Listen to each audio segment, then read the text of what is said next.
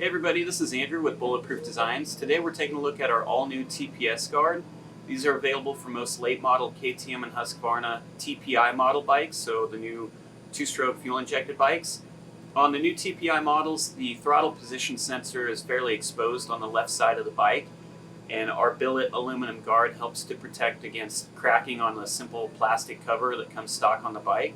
These are drilled on the bottom side for drainage, as well as chamfered and radiused on the back side.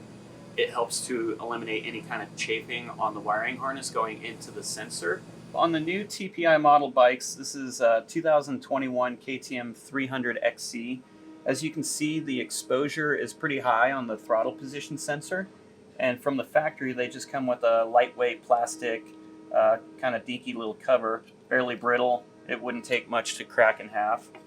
Behind that plastic cover is your throttle position sensor. These are very pricey. They retail well over $300. And so our Billet Aluminum Bulletproof Designs TPS guard fits right on top of that, protects the TPS sensor from any kind of breaking or any damage thrown up by rocks or roost. And we'll have an install video coming up pretty shortly for you.